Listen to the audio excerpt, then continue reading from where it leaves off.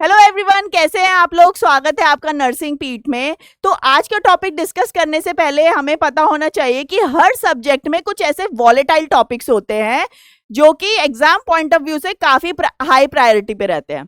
तो आज के एफओएन में, आज के फाउंडेशन ऑफ नर्सिंग में हम एक ऐसे ही टॉपिक के बारे में डिस्कस करने वाले हैं जो काफी वॉलेटाइल है, एक एग्जामिनर की टॉप प्रायोरिटी में रहता है। यानी कि आप कोई भी प्रीवियस एग्जाम उठा के देख लो, या मैं आपको गारंटी देती हूँ फ्यूचर में होने वाले कोई भी एग्जाम्स में इस टॉपिक से रिलेटेड 1 से 2 क्वेश्चन आपको जरूर मिल जाएंगे। ठीक है, तो आज हम बात करेंगे सीपीआर के बारे में। अब सीपीआर के बारे में जानने से पहले आपको पता होना चाहिए सीपीआर की डेफिनेशन। होता क्या है सीपीआर, तो हम फटाफट देख लेते हैं कि सीपीआर होता क्या है। तो सीपीआर होता है कार्डियो पल्मोनरी रिसक्सिटेशन। सबसे पहला बेसिक क्वेश्चन तो आपको यही बन गया कि फुल फॉर्म ऑफ सीपीआर क्या है। कार्डियो पल्मोनरी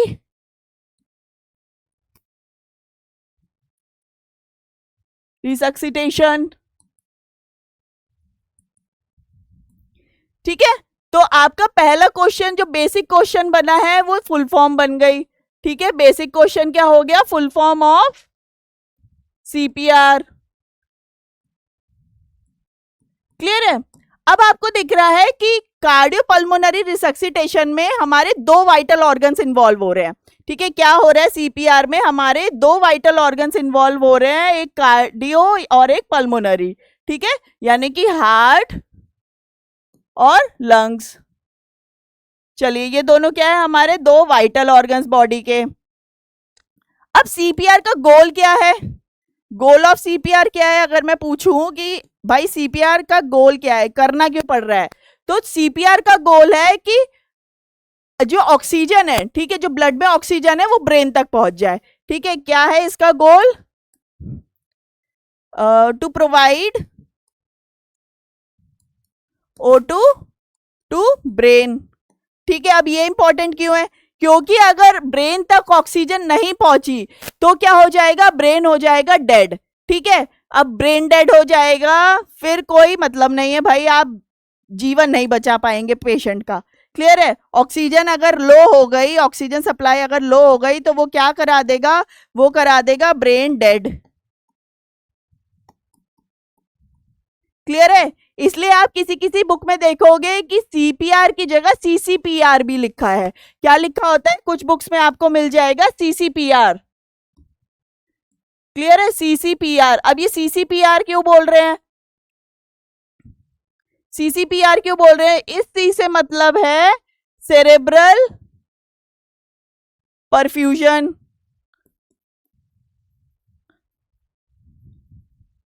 ठीक है, सेरेब्रल परफ्यूजन, कार्डियोपल्मोनरी रिसक्सिटेशन, क्योंकि बेसिक गोल तो हमारा यही है कि ब्रेन तक हम ऑक्सीजन पहुंचा पाए। ठीक है, सीपीआर का यही बेसिक गोल है। चलिए, तो एक तो सीसीपीआर भी हो सकता है, तो आपको कंफ्यूज नहीं होना है। अगर क्वेश्चन में पूछ ले सीसीपीआर की डेफिनेशन, ठीक है, तब उसका क्या हो जाएगा, cerebral perfusion cardiopulmonary resuscitation. Clear है। चलिए, अब जानते हैं कि जो ये सीपीआर है ये हम करते कब हैं, यानी कि व्हेन टू गिव सीपीआर। दूसरा क्वेश्चन आता है कि व्हेन टू गिव सीपीआर।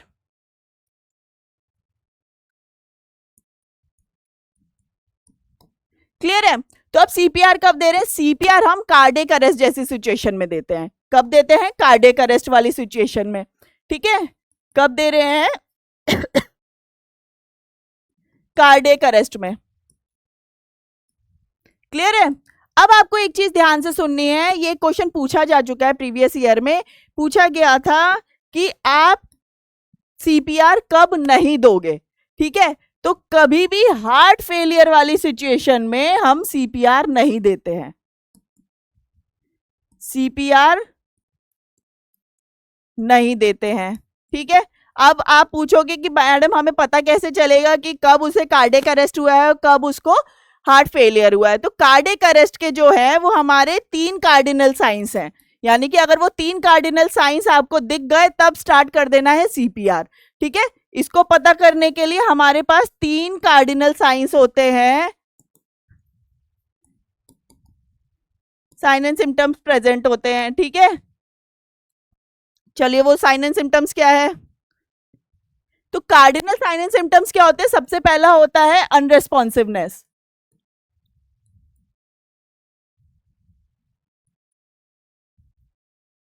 ठीक है।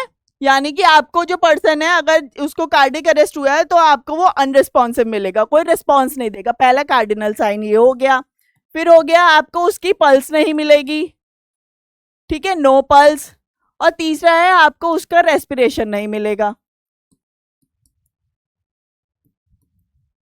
ठीक है, या ब्रीदिंग। क्लियर है, तो ये हो जाएंगे इसके 3 cardiac sign and symptoms cardiac arrest के। क्लियर है। अब आप एक सिचुएशन और आती है जिसमें आपको पता चलेगा कि भाई अनरेस्पॉन्सिव है क्लाइंट, ठीक है, और पल्स भी नहीं है, ठीक, और लेकिन ब्रीदिंग प्रेजेंट है। अब सिचुएशन में क्या करोगे आप इस सिचुएशन में, तो ऐसी सिचुएशन में हम क्या करेंगे कि क्लाइंट को सीपीआर देंगे, ठीक है, क्योंकि पल्स भी प्रेजेंट नहीं थी और अनरेस्पॉन्सिव भी था लेकिन ब्रीदिंग प्रेजेंट थी। क्लियर है, लेकिन हमारा मेन मतलब क्या है कि हमको पल्स भी चाहिए, ठीक है। अब लेकिन दूसरी सिचुएशन क्या आती है, अगर दूसरा क्वेश्चन मैं पूछूं कि उसमें अनरेस्पॉन्सिव भी है पेशेंट, अनरेस्पॉन्सिव है और रेस्पिरेशन नहीं है बट पल्स प्रेजेंट है, पल्स प्रेजेंट है। अब इस सिचुएशन में क्या करेंगे, तो इस सिचुएशन में हो सकता है कि वो चोक की वजह से उसका रेस्पिरेशन ना हो रहा हो, लेकिन ऐसी सिचुएशन में हम जो सीपीआर है वो नहीं देंगे क्योंकि उसकी पल्स प्रेजेंट है। क्लियर है, तो हमें पता चल गया भाई कि अगर पेशेंट रेस्पिरेट नहीं कर रहा है लेकिन पल्स और वो अनरेस्पॉन्सिव है, पल्स प्रेजेंट है उसकी, ठीक है, तब ऐसी कंडीशन में हम लोग सीपीआर को अवॉइड करेंगे। चलिए इधर सीपीआर हम नहीं देंगे अगर उसकी पल्स प्रेजेंट है तो, ठीक है।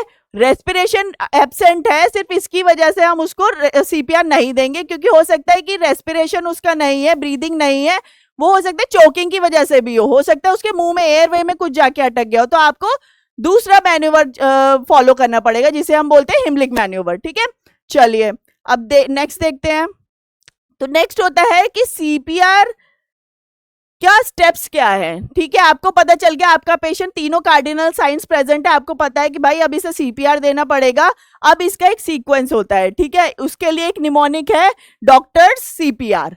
क्लियर है, तो ये निमोनिक आपको याद रखना है क्योंकि एग्जाम में हमारा सीक्वेंस के ऊपर भी क्वेश्चन पूछा जा चुका है। तो निमोनिक हमें याद रखना है डॉक्टर्स सीपीआर।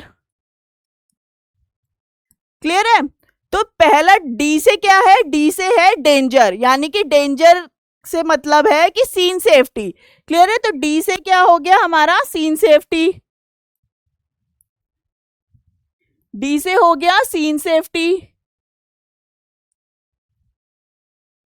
यानी कि अगर कोई पेशेंट है, कोई क्लाइंट है, ठीक है, रोड ट्रैफिक एक्सीडेंट हुआ और उसका कार्डिक अरेस्ट आ गया उसको, अब आपको उसे सीपीआर देना है, तो ये नहीं है कि भाई आप उसे 20 सड़क में ले जाके सीपीआर स्टार्ट कर दो, नहीं, उसको पहले सेफ सीन पर लेके जाना है, यानी कि उस रोड से, उस हाईवे से उसको पहले किनारे लेके आना है, सेफ्टी वाली जगह पे लेके आना है जहां वो एरिया सेफ होगा। आपको पहले खुद को भी बचाना है।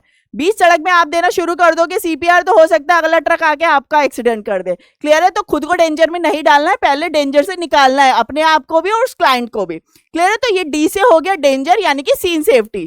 फिर होता है रेस्पॉन्स, रेस्पॉन्स चेक करना है नेक्स्ट आपका। अब आप उसको क्लाइंट को साइड में ले आए हो, सीन सेफ्टी वाली जगह पे ले आए हो, अब आपको चेक करना है कि वो रेस्पॉन्सिव है क्लाइंट या फिर नहीं है।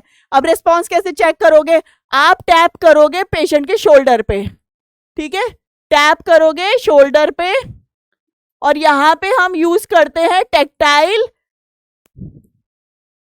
यहां पे हम यूज करते हैं वर्बल और tactile method, verbal and tactile, ठीक है। वर्बल हो गया हमारा कि आप वर्बली उसको पूछोगे कि कैसे हो आप, ठीक है, are you okay, are you okay, ठीक है, इस तरीके से आप वर्बली उसको पूछोगे। और टेक्टाइल में क्या है, आप उसके शोल्डर पे टैप करोगे, ठीक है। आप शोल्डर ही क्यों टैप कर रहे हैं, आप पूछोगे भाई मैडम कहीं भी टैप कर सकते हो, उसको गाल पे भी टच कर सकते हैं, कहीं भी टच कर सकते हैं।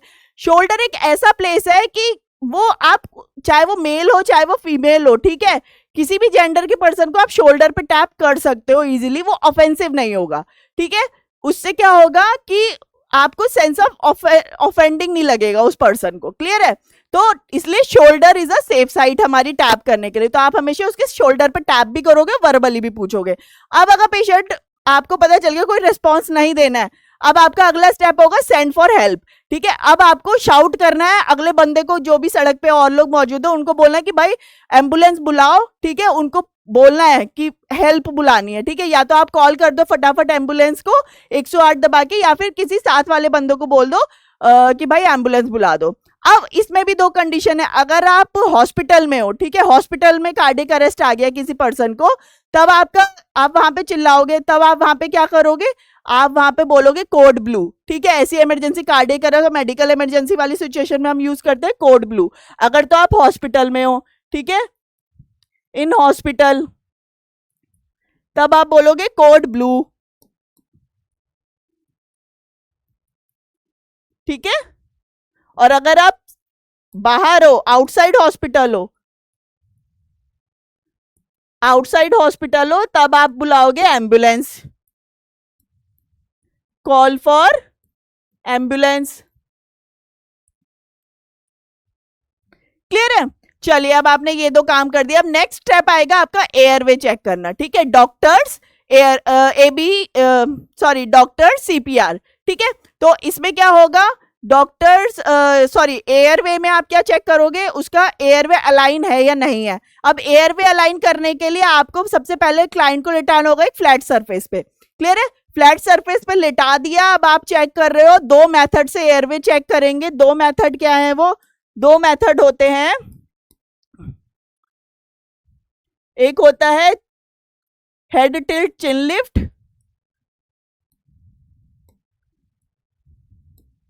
एक मेथड होता है हेड टिल्ट चिन लिफ्ट,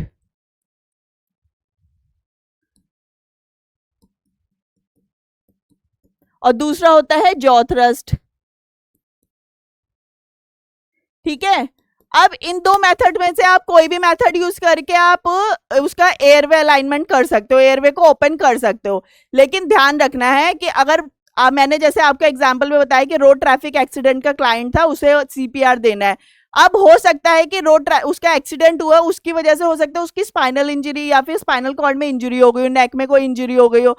अब ऐसे पेशेंट में अगर आप हेड टिल्ट चिन लिफ्ट करोगे तो हो सकता है आप और इंजरी पहुंचा दो उसके स्पाइन को, ठीक है। तो अगर ट्रोमैटिक पेशेंट है, रोड ट्रैफिक एक्सीडेंट वाला पेशेंट है, जहां आप सस्पेक्ट कर रहे हो कि भाई इसको हो सकता है कि स्पाइनल कॉर्ड में या फिर स्पाइन में उसको इंजरी हुई हो, तो ऐसी कंडीशन में आप क्या करोगे, जॉ थ्रस्ट मेथड को यूज करोगे, ठीक है।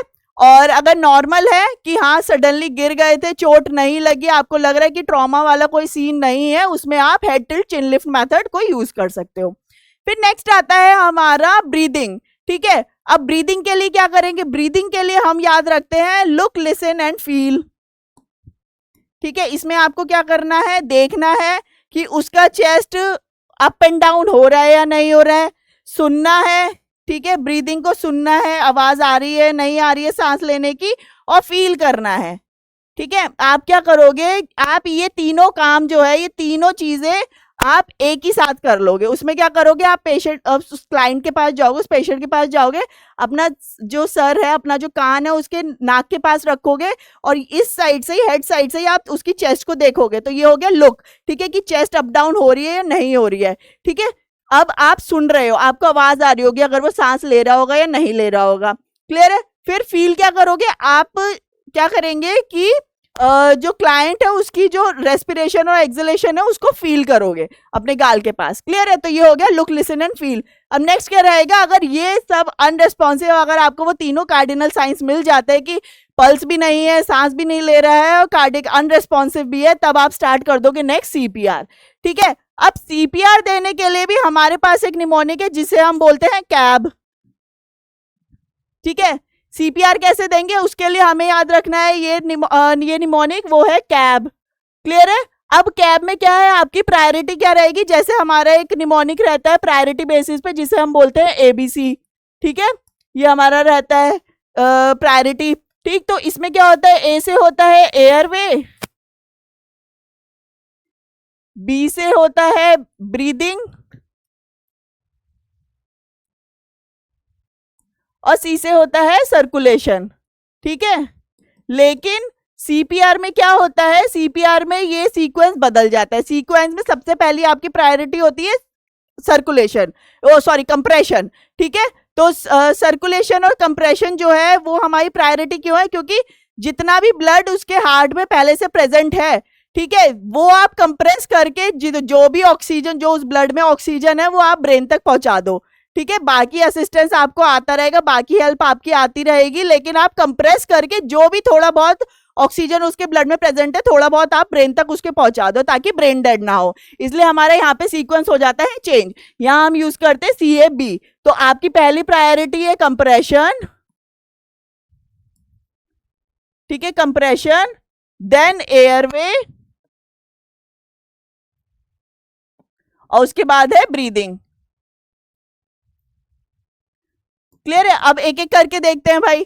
तो कंप्रेशन में क्या होता है कि कंप्रेशन में आपको अपने हाथों से, ठीक है, हार्ड और फास्ट कंप्रेशन देने होते हैं चेस्ट के बीच में। क्लियर है? पीडियाट्रिक्स के लिए, इन्फेंट्स के लिए अलग पोजीशन होती है कंप्रेशन की, और एडल्ट्स के लिए अलग पोजीशन होती है, वो हम अभी आगे जानेंगे। ठीक है, तो ये हो गया आपका कंप्रेशन, मतलब तेजी से आपको उसके दिल को हार्डली पुश करना है। ठीक है, एयरवे की बात करते हैं। एयरवे में क्या है, एयरवे में आप, मैंने बताया 2 मेथड से आप अलाइनमेंट कर सकते हो।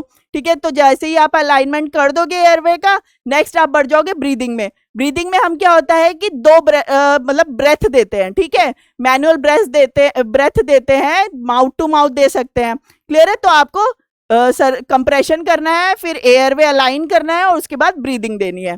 अब देखते हैं भाई नेक्स्ट क्या है सर्कुलेशन में। तो सर्कुलेशन में अगर हम बात करें, तो सर्कुलेशन देखने के लिए और कंप्रेशन स्टार्ट करने से पहले आपको चेक करनी होती है पल्स। ठीक है, कि आप कंप्रेशन, वो सर्कुलेशन देखोगे कैसे, आप पल्स ही चेक करोगे ना कि सर्कुलेशन मेंटेन है या नहीं है। तो उसके लिए हम चेक करते हैं पल्स। अब पल्स एडल्ट में हम कौन सी चेक करते हैं, एडल्ट में हम चेक करते हैं कैरोटिड पल्स। ठीक है, एडल्ट में क्या करते हैं, कैरोटिड पल्स को चेक करते हैं। चाइल्ड में क्या करते हैं, चाइल्ड में हम करते हैं कैरोटिड भी कर सकते हैं और फिमोरल भी कर सकते हैं। अगर आपके पास क्वेश्चन आ जाए कि चाइल्ड में हम पल्स चेक कैसे कौन सी पल्स को चेक करते हैं, ठीक है, साइट पूछ ले अगर आपकी, और आपके पास ऑप्शन आ जाए कैरोटिड और फिमोरल, ठीक है, तो आपका आंसर क्या होगा, कैरोटिड। ठीक है, ये मैं किस लिए बता रही हूं कि आपकी प्रायोरिटी क्या रहेगी, कैरोटिड पल्स की। ठीक है, आप कैरोटिड पल्स चेक करोगे, अगर कैरोटिड आंसर नहीं है, उसमें ऑप्शन नहीं है, तब आप जाओगे फिमोरल पल्स पे। क्लियर है? और इन्फेंट्स में क्या करते हैं, इन्फेंट्स में हम चेक करते हैं ब्रेकियल पल्स। ठीक है, ब्रेकियल पल्स को चेक करते हैं। चलिए ये मार्क कर लीजिए, इंपॉर्टेंट है। ठीक है, चलिए अब नेक्स्ट बात करते हैं हम लोग, पल्स चेक कर लिया, अब हम बात करेंगे कंप्रेशन की, कि कंप्रेशन का और वेंटिलेशन का रेशियो कितना रहता है। ठीक है, अब कंप्रेशन और वेंटिलेशन क्या है, कंप्रेशन की कितना आपको कंप्रेस करना है, उस हार्ट को कितनी बार आप पुश करोगे, और वेंटिलेशन क्या है, जो आप ब्रीदिंग दे रहे हो वो कितनी बार दोगे। ठीक है, अब एडल्ट क्या है, एडल्ट में आप क्या करोगे, इसमें जो हमारा कंप्रेशन रहेगा वो रहेगा 30:2 का। ठीक है, अब इसमें कंफ्यूजिंग बात ये है कि क्वेश्चन आ जाता है कि सीपीआर में कंप्रेशन और वेंटिलेशन का रेशियो कितना रहता है एडल्ट्स में, इन एडल्ट्स। ठीक है, अब आपको ऑप्शन में दे दिया 30:2, 30:1, 15:2 एंड 15:1।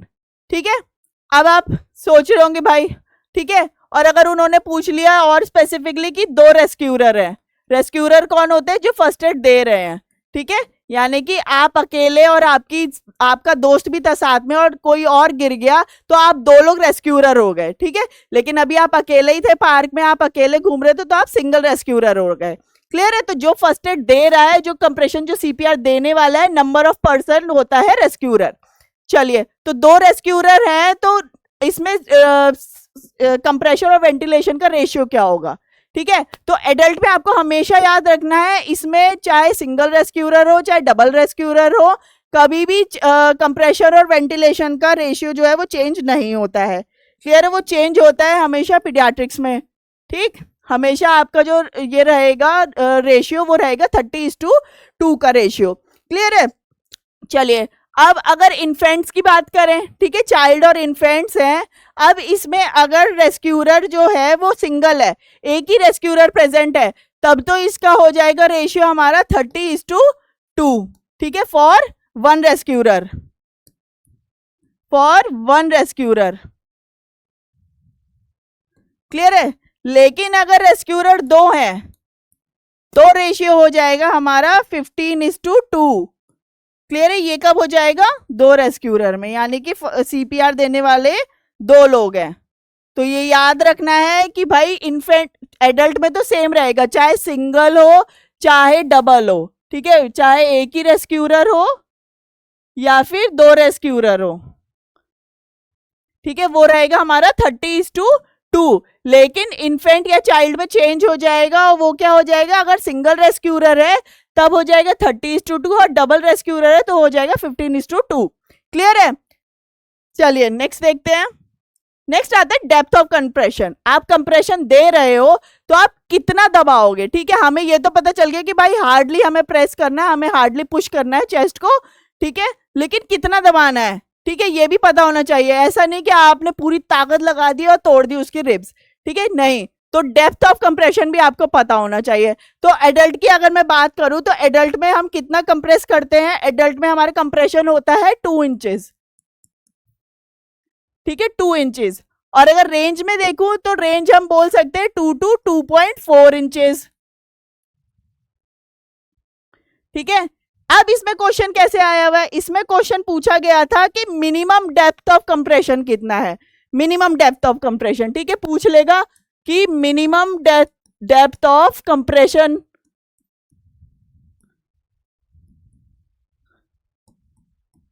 ठीक है, तब आपका आंसर होगा 2 इंचेस। और अगर उसने अगला क्वेश्चन पूछ लिया कि मैक्सिमम डेप्थ ऑफ कंप्रेशन, ठीक है, मैक्सिमम डेप्थ पूछ लिया, तब आपका आंसर हो जाएगा 2.4 इंचेस। क्लियर है? चलिए, अब इन्फेंट्स में क्या है भाई, इन्फेंट्स में कितनी डेप्थ तक देना है, तो इन्फेंट्स और चाइल्ड, ये हम चाइल्ड में भी कंसीडर करते हैं। ठीक है, यही जो डेप्थ है 2 इंचेस से 2.4 इंचेस, नहीं 2.4 चिल्ड्रन में नहीं लेंगे, चिल्ड्रन में हम सिर्फ 2 इंचेस देते हैं। ठीक है, 2.4 तक हम जा सकते हैं एडल्ट्स में, जो काफी हो सकता है हैवी बॉडी स्ट्रक्चर के हो, तो उनको हम 2.4 तक भी हम डेप्थ दे सकते हैं। बेसिकली आपको ये याद रखना है कि एडल्ट में हम 2 इंचेस तक देखते हैं और सेम चाइल्ड में भी हम 2 इंचेस तक डेप्थ दे सकते हैं। अब बात आती है इन्फेंट्स की। ठीक है, इन्फेंट्स में हम क्या करते हैं, इन्फेंट्स का जो चेस्ट का वो रहेगा डेप्थ, वो रहता है 1.5 इंचेस। क्लियर है? कितना रहता है? 1.5 इंचेस। क्लियर है? चलिए, अब इसमें आपको याद रखना है कि चाहे वो एडल्ट हो या फिर इन्फेंट हो, उसकी चेस्ट का 1/3 जो है, जो 1/3 होता है उतना हमें कंप्रेस करना है, 1/3 ऑफ चेस्ट। ठीक है, चाहे वो इन्फेंट हो आपको पता लग जाएगा कि 1/3 कितना है, और चाहे वो एडल्ट हो तो उसका 1/3 ऑफ चेस्ट का हमको उतना हम डेप्थ दे सकते हैं कंप्रेशन का। ठीक है, तो ये भी याद रख सकते हैं। तो एडल्ट में हमारा 2 से 2.4 इंचेस तक हम कंप्रेशन का डेप्थ दे सकते हैं, चिल्ड्रंस में 2 इंचेस तक, और इन्फेंट्स में हम 1.5 इंचेस तक दे सकते हैं। अब बात करते हैं मेथड ऑफ कंप्रेशन। ठीक है, अब एडल्ट्स में हम कैसे कंप्रेशन देते हैं, एडल्ट्स में क्या करेंगे कि दोनों हाथ, ठीक है, इसमें दोनों हाथ को यूज करते हैं, यूज बोथ हैंड्स यूज करते हैं। ठीक, क्या करेंगे कि भाई आपका जो डोमिनेंट हैंड है वो नीचे रहेगा, और जो नॉन डोमिनेंट हैंड है वो उसके ऊपर रहेगा। उसके बाद आपका जो ये जो हैंड है वो सीधा रहेगा। ऐसा नहीं है कि उसको फोल्ड कर लिया और फिर कंप्रेशन दे रहे हैं, नहीं। ठीक है, वो सीधा रहेगा। उसके बाद आपको अपनी बॉडी से प्रेशर देना है उसको। ठीक है, जब आप कंप्रेशन दोगे तो उससे आपके हाथ जो रहेंगे वो सीधे रहेंगे। क्लियर है? तो बोथ हैंड्स यूज करके हम लोग कंप्रेशन दे देते हैं। डेप्थ आपको पता चल गई, डेप्थ हम कितनी डेप्थ तक दे सकते हैं, हम 2 इंचेस की डेप्थ तक हम लोग दे सकते हैं, या फिर 1/3 ऑफ चेस्ट दे सकते हैं कंप्रेशन। क्लियर है? चलिए अब बात करते हैं इन्फेंट्स की। ये किसका है? इन्फेंट्स का है। ठीक है, अब इन्फेंट्स में क्या कर रहे हैं? जो ये थंब मेथड है, यानी कि डबल थंब मेथड जिसे हम बोलते हैं, डबल थंब मेथड। ठीक है, और ये क्या है? ये 2 फिंगर मेथड है, 2 फिंगर्स मेथड। ठीक है, ये दोनों मेथड यूज करके हम लोग इन्फेंट को कंप्रेशन दे सकते हैं। अब डबल थंब हम कब यूज करते हैं? जब होते हैं 2 रेस्क्यूरर। ठीक है,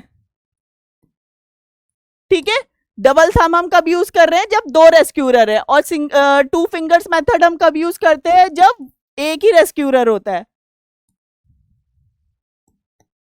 क्लियर? तो ये हो गया हमारे मेथड ऑफ कंप्रेशन। चलिए अब कुछ इंपॉर्टेंट चीजें हैं। वो इंपॉर्टेंट चीज है कि रेट क्या रहेगा कंप्रेशन का। आपको पता चल गया कि कंप्रेशन देना है, कितनी डेप्थ तक देना है, कहाँ देना, साइट आपको भी अभी नहीं बताई। ठीक है, तो अब हम जानेंगे साइट और क्या नाम है, कितना रेट देना है हमें कंप्रेशन का। तो सबसे पहले बात करते हैं साइट की। ठीक है, तो अगर एडल्ट की मैं बात करूं तो आपको पता होना चाहिए कि भाई बिटवीन निपल्स, ठीक है, बिटवीन निपल्स जो है हमें कंप्रेशन देने हैं। ठीक है, या फिर बोल सकते हैं lower part of sternum. Clear है?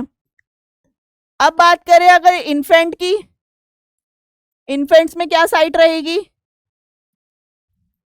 तो आपको इन्फेंट्स में इमेजिनरी लाइन ड्रॉ करनी है। ठीक है, और बिलो निपल्स हमें कंप्रेशन देने हैं, बिलो निपल्स। ठीक है, आपको एडल्ट में क्या करना है? बिटवीन निपल देना है, और जो इन्फेंट्स है उसमें बिलो निपल्स आपको कंप्रेशंस देनी है। क्लियर है? अब बात करते हैं रेट की।